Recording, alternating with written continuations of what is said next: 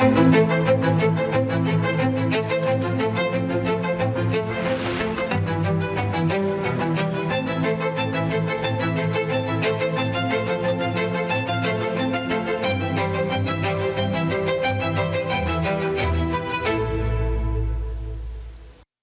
प्यारे देशवासियों, नमस्कार।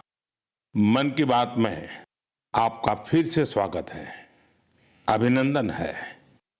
कुछ ही दिनों में साल 2026 दस्तक देने वाला है और आज जब मैं आपसे बात कर रहा हूं तो मन में पूरे एक साल की यादें घूम रही हैं। कई तस्वीरें, कई चर्चाएं, कई उपलब्धियां जिन्होंने देश को एक साथ जोड़ दिया। 2025 ने हमें ऐसे कई पल दिए जिन पर हर भारतीय को गर्व हुआ।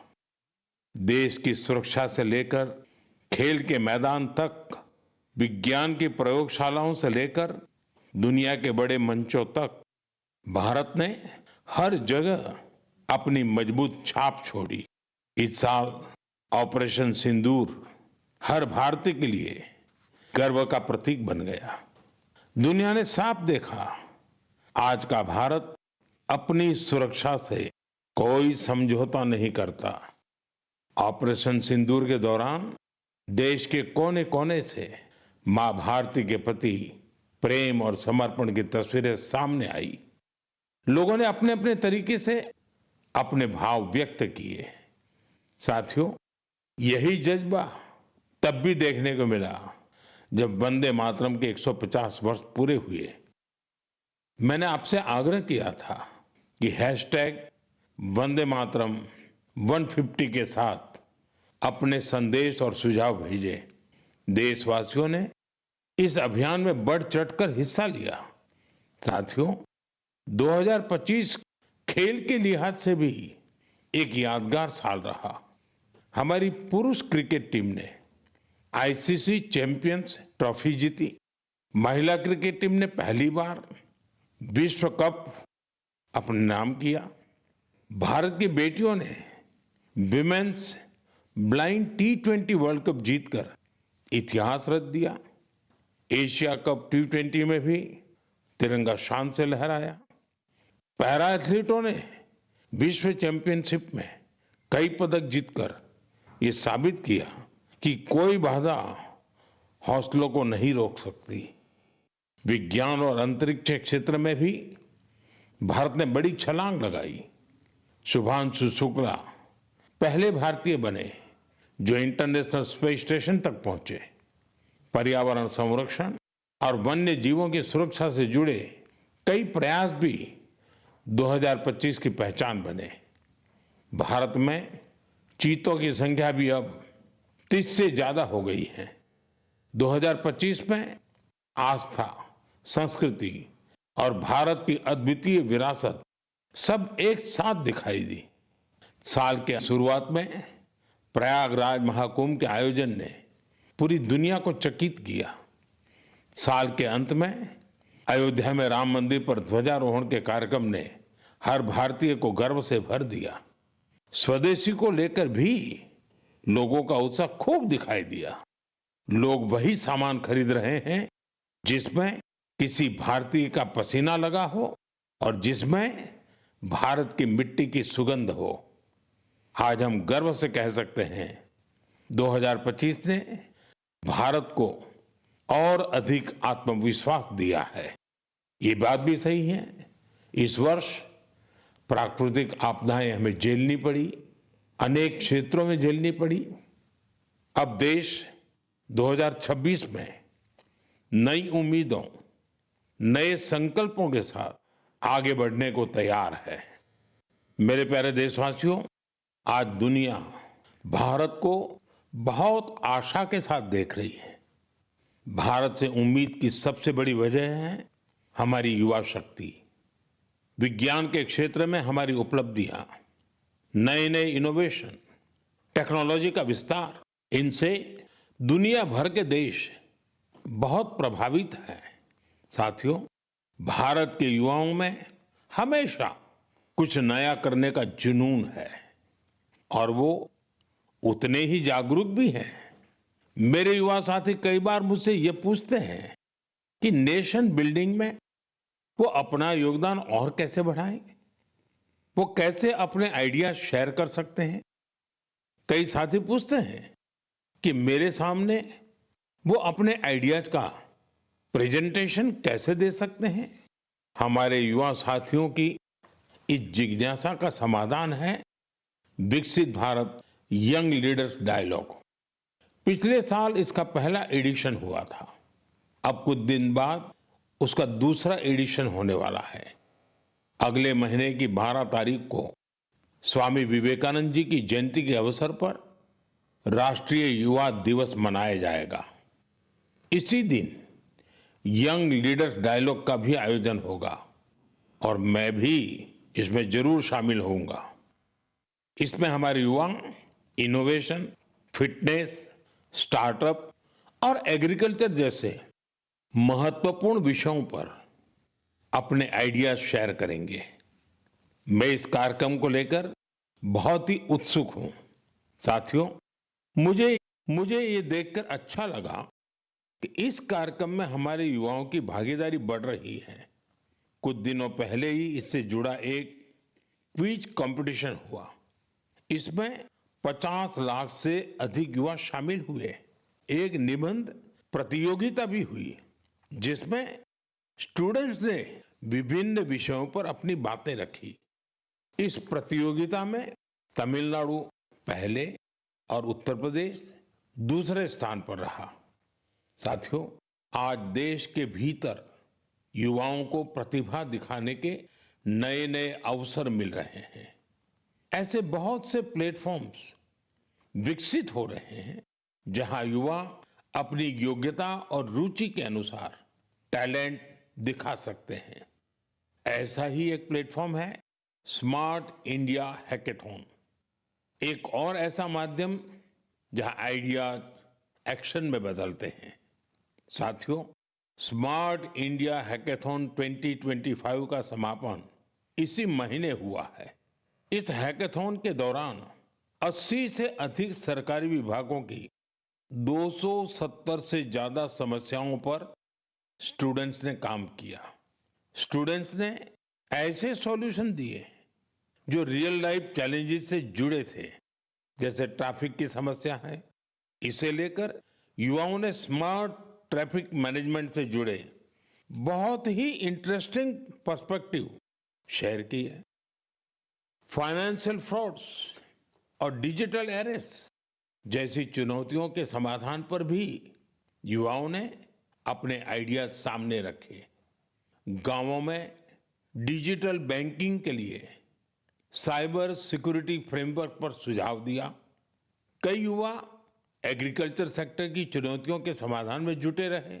साथियों, पिछले 7-8 साल में स्मार्ट इंडिया हैकेथॉन में 13 लाख से ज्यादा स्टूडेंट्स और 6,000 से ज्यादा इंस्टीट्यूट्स हिस्सा ले चुके हैं।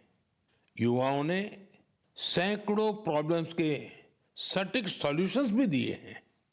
इस तरह के हैकेथॉन्स का आयोजन समय समय पर होता रहता है। मेरा अपने युवा साथियों से आग्रह है कि वे इन हैकेथॉन्स का हिस्सा जरूर बने। साथियों, आज का जीवन टेक ड्रिवन होता जा रहा है और जो परिवर्तन सदियों में आते थे, वो बदलाव हम कुछ वर्षों में होते देख रहे हैं। कई बार तो कुछ लोग चिंता जताते हैं कि रोबोट्स कहीं मनुष्य को ही ना रिप्लेस कर दें। ऐसे बदलते समय में ह्यूमन डेवलपमेंट के लिए अपनी जड़ों से जुड़े रहना बहुत जरूरी है।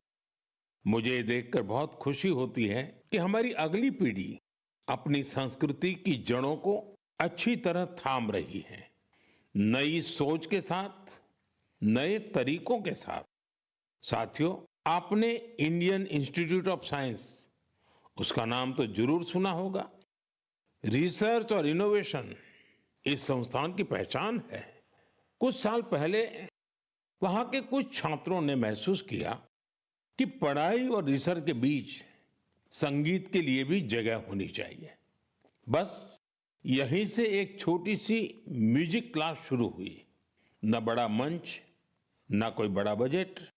धीरे धीरे ये पहल बढ़ती गई और आज इसे हम गीतांजलि IISC के नाम से जानते हैं। यह अब सिर्फ एक क्लास नहीं, कैंपस का सांस्कृतिक केंद्र है। यहाँ हिंदुस्तानी शास्त्रीय संगीत है, लोक परंपराएं हैं, शास्त्रीय विधाएं हैं। छात्र यहाँ साथ बैठकर रियाज करते हैं, प्रोफेसर साथ बैठते हैं, उनके परिवार भी जुड़ते हैं। आज 200 से ज्यादा लोग इससे जुड़े हैं और खास बात ये कि जो विदेश चले गए वो भी ऑनलाइन जुड़कर इस ग्रुप की डोर थामे हुए हैं।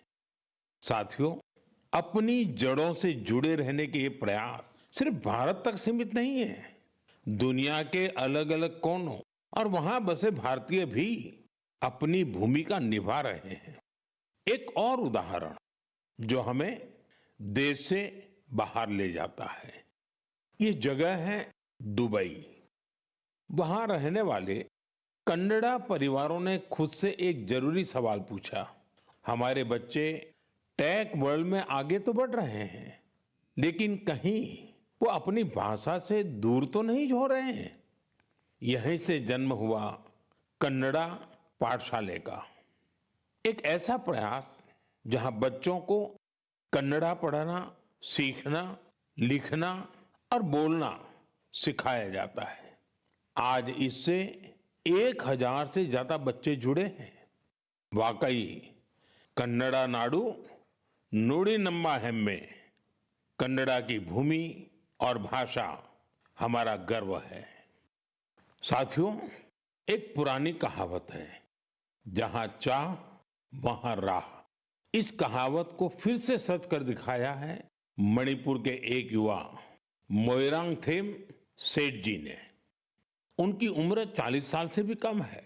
श्रीमान मोइरांगथेम जी मणिपुर के जिस दूर सुदूर क्षेत्र में रहते थे, वहां बिजली की बड़ी समस्या थी।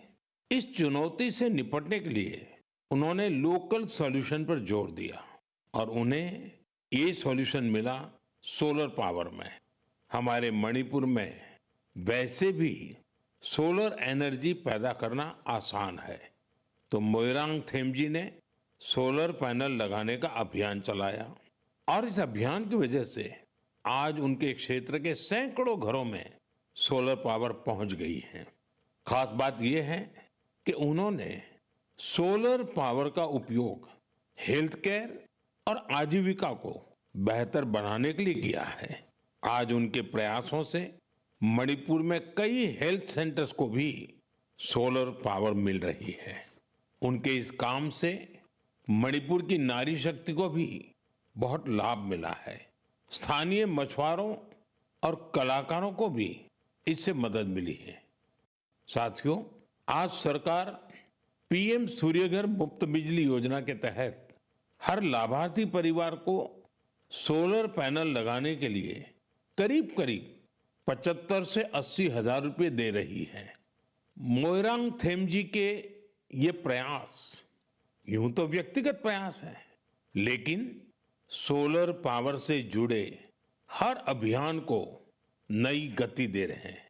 मैं मन की बात के माध्यम से उन्हें अपनी शुभकामनाएं देता हूं। मेरे प्यारे देशवासियों, आइए अब जरा हम जम्मू कश्मीर की तरफ चलते हैं। जम्मू कश्मीर की सांस्कृतिक और ऐतिहासिक विरासत, उसकी एक ऐसी गाथा साझा करना चाहता हूं जो आपको गर्व से भर देगी। जम्मू कश्मीर के बारामूला में जेहनपोरा नाम की एक जगह है। वहां लोग बरसों से कुछ ऊंचे ऊंचे टीले देखते आ रहे थे। साधारण से टीले, किसी को नहीं पता था कि क्या है। फिर एक दिन आर्कोलॉजिस्ट की नजर इन पर पड़ी। जब उन्होंने इस इलाके को ध्यान से देखना शुरू किया तो ये टीले कुछ अलग लगे। इसके बाद इन टीलों का वैज्ञानिक अध्ययन शुरू किया गया। ड्रोन के जरिए ऊपर से तस्वीरें ली गई, जमीन की मैपिंग की गई और फिर कुछ हैरान करने वाली बातें सामने आने लगी। पता चला ये टीले प्राकृतिक नहीं है, ये इंसान द्वारा बनाई गई किसी बड़ी इमारत के अवशेष है। इसी दौरान एक और दिलचस्प कड़ी जुड़ी। कश्मीर से हजारों किलोमीटर दूर फ्रांस के एक म्यूजियम के आर्काइव्स में एक पुराना धुंधला सा चित्र मिला। बारामूला के उस चित्र में 3 बौद्ध स्तूप नजर आ रहे थे। यहीं से समय ने करवट ली और कश्मीर का एक गौरवशाली अतीत हमारे सामने आया। ये करीब 2000 साल पुराना इतिहास है। कश्मीर के जहनपोरा का ये बौद्ध परिसर हमें याद दिलाता है कश्मीर का अतीत क्या था, उसकी पहचान कितनी समृद्ध थी। मेरे प्यारे देशवासियों, अब मैं आपसे भारत से हजारों किलोमीटर दूर एक ऐसे प्रयास की बात करना चाहता हूं जो दिल को छू लेने वाला है। फिजी में भारतीय भाषा और संस्कृति के प्रसार के लिए एक सराहनीय पहल हो रही है। वहां की नई पीढ़ी को तमिल भाषा से जोड़ने के लिए कई स्तरों पर लगातार प्रयास किए जा रहे हैं। पिछले महीने फिजी के राकी राकी इलाके में वहां के एक स्कूल में पहली बार तमिल दिवस मनाया गया। उस दिन बच्चों को एक ऐसा मंच मिला जहां उन्होंने अपनी भाषा पर खुले दिल से गौरव व्यक्त किया। बच्चों ने तमिल में कविताएं सुनाई, भाषण दिए और अपनी संस्कृति को पूरे आत्मविश्वास के साथ मंच पर उतारा। साथियों, देश के भीतर भी तमिल भाषा के प्रचार के लिए लगातार काम हो रहा है। कुछ दिन पहले ही मेरे संसदीय क्षेत्र काशी में चौथा काशी तमिल संगमम हुआ।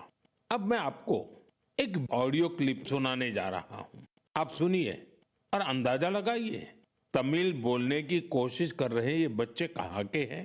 वणक्कम। भारत और संघ तल ओरे भारतम उन्नत भारतम नैडत्तपट्ट काशी तमिल संगमम 4 तमिल करपोम नान रोम कार्के उदाहरणक येन तमिल इंट्रोडक्शन कासियोड़ भूमिल नान पायल पटेल और सुकिन्स इंटर कॉलेज की मानवी अनेवरकुम येन वणक्कम। साथियों, आपको जानकर हैरानी होगी तमिल भाषा में इतनी सहजता से अपनी बात रखने वाले ये बच्चे काशी के हैं, वाराणसी के हैं। इनकी मातृभाषा हिंदी है, लेकिन तमिल भाषा के प्रति लगाव ने इन्हें तमिल सीखने के लिए प्रेरित किया है। इस साल वाराणसी में काशी तमिल संगमम के दौरान तमिल सीखने पर खास जोर दिया गया था। लर्न तमिल, तमिल कराकलम, इस थीम के तहत वाराणसी के 50 से ज्यादा स्कूलों में विशेष अभियान भी चलाए गए। इसी का नतीजा हमें इस ऑडियो क्लिप में सुनाई देता है।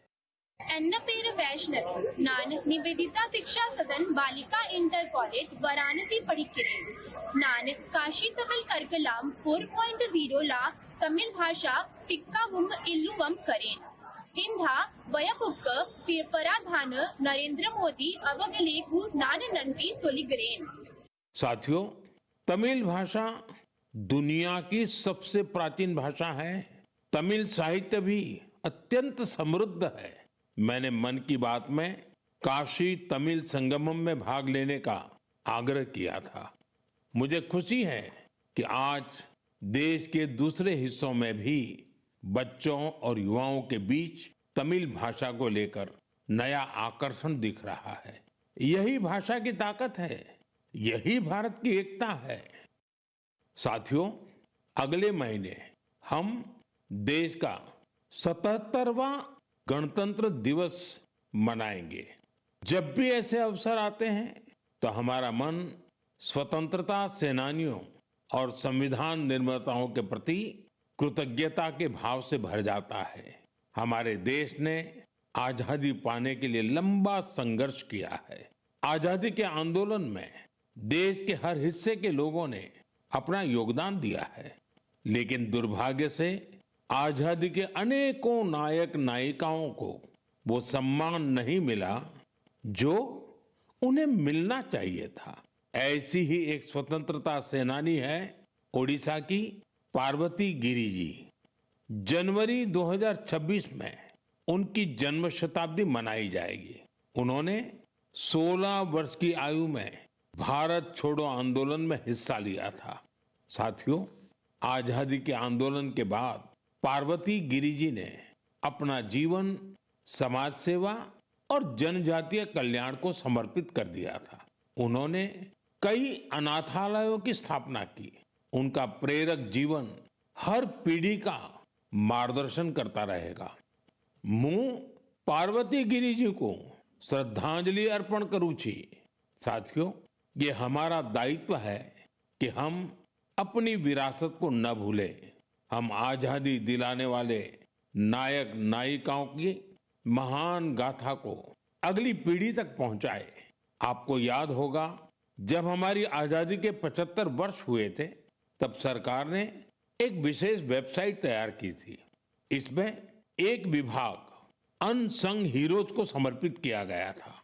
आज भी आप इस वेबसाइट पर विजिट करके उन महान विभूतियों के बारे में जान सकते हैं जिनकी देश को आजादी दिलाने में बहुत बड़ी भूमिका रही है।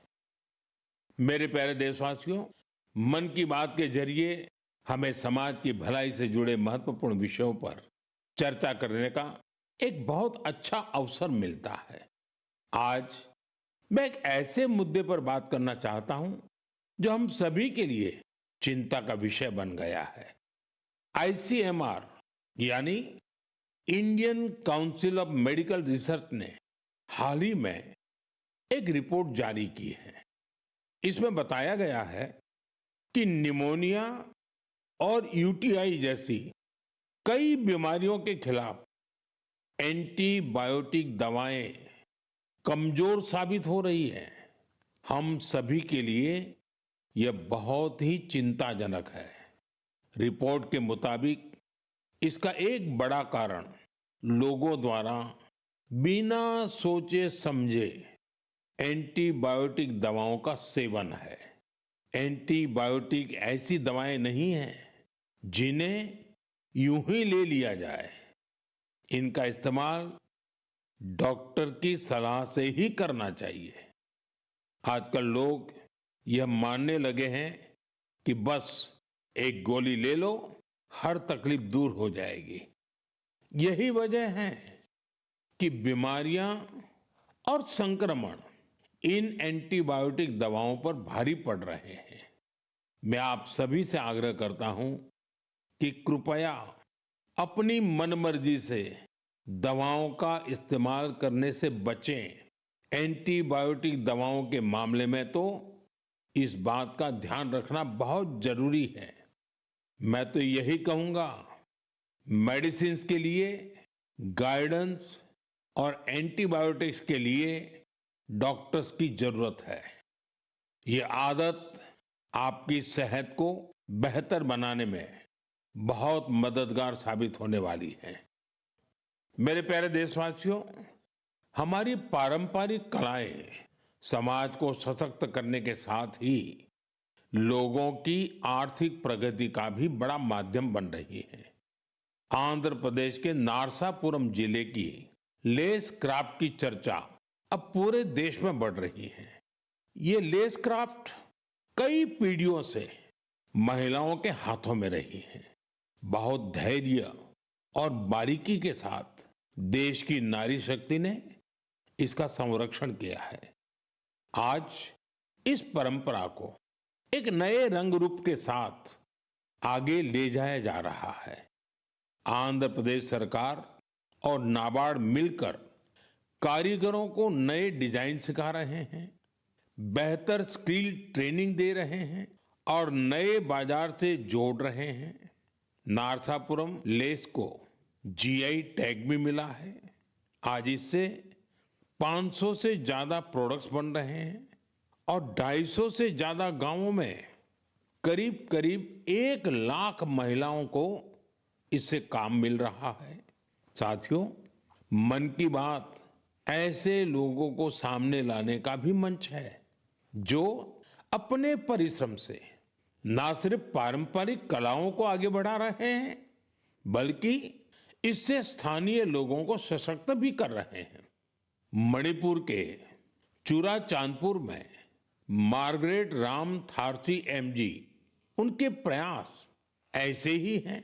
उन्होंने मणिपुर के पारंपरिक उत्पादों को, वहां के हैंडीक्राफ्ट को, बांस और लकड़ी से बनी चीजों को एक बड़े विजन के साथ देखा और इसी विजन के कारण वो एक हैंडीक्राफ्ट आर्टिस्ट से लोगों के जीवन को बदलने का माध्यम बन गई।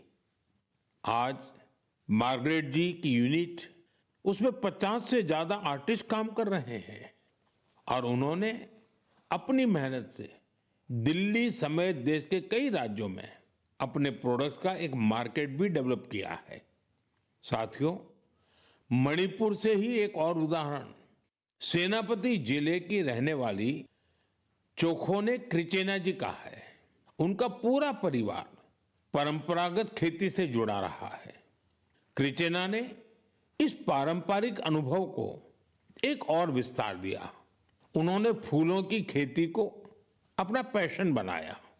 आज वो इस काम से अलग अलग मार्केट्स को जोड़ रही है और अपने इलाके की लोकल कम्युनिटीज को भी एम्पावर कर रही है।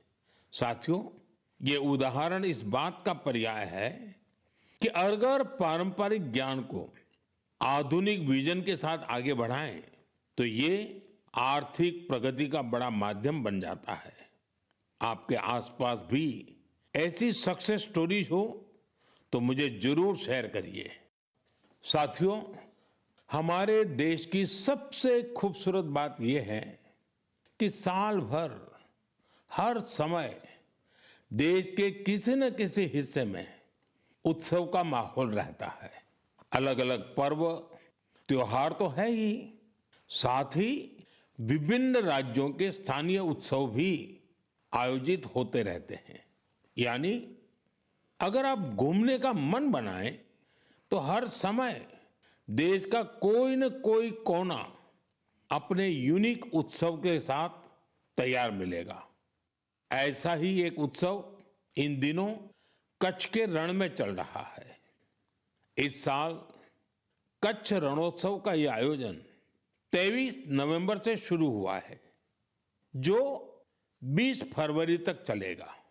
यहां कच्छ की लोक संस्कृति, लोक संगीत, नृत्य और हस्तशिल्प की विविधता दिखाई देती है। कच्छ के सफेद रण की भव्यता देखना अपने आप में एक सुखद अनुभव है। रात के समय जब सफेद रण के ऊपर चांदनी फैलती है, वहां का दृश्य अपने आप में मंत्र मुग्ध कर देने वाला होता है। रण उत्सव का टेंट सिटी बहुत लोकप्रिय है।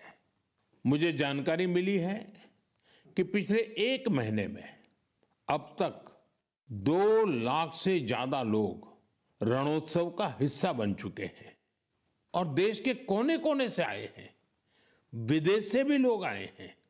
आपको जब भी अवसर मिले तो ऐसे उत्सवों में जरूर शामिल हो और भारत की विविधता का आनंद उठाएं। साथियों, 2025 में मन की बात का ये आखिरी एपिसोड है। अब हम साल 2026 में ऐसे ही उमंग और उत्साह के साथ, अपनेपन के साथ अपने मन की बातों को करने के लिए मन की बात के कार्यक्रम में जरूर जुड़ेंगे। नई ऊर्जा, नए विषय और प्रेरणा से भर देने वाली देशवासियों की अनगिनत गाथाओं मन की बात में हम सबको जोड़ती हैं। हर महीने मुझे ऐसे अनेक संदेश मिलते हैं जिसमें विकसित भारत को लेकर लोग अपना विजन साझा करते हैं। लोगों से मिलने वाले सुझाव और इस दिशा में उनके प्रयासों को देखकर ये विश्वास और मजबूत होता है। और जब ये सब बातें मेरे तक पहुंचती हैं तो विकसित भारत का संकल्प जरूर सिद्ध होगा, यह विश्वास दिनों दिन मजबूत होता जाता है। साल 2026 इस संकल्प सिद्धि की यात्रा में एक अहम पड़ाव साबित हो। आपका और आपके परिवार का जीवन खुशहाल हो, इसी कामना के साथ इस एपिसोड में विदाई लेने से पहले मैं जरूर कहूंगा, फिट इंडिया मूवमेंट, आपको भी फिट रहना है। ठंडी का ये मौसम व्यायाम के लिए बहुत उपयुक्त होता है। व्यायाम जरूर करें। आप सभी को 2026 की बहुत बहुत शुभकामनाएं। धन्यवाद। वंदे मातरम।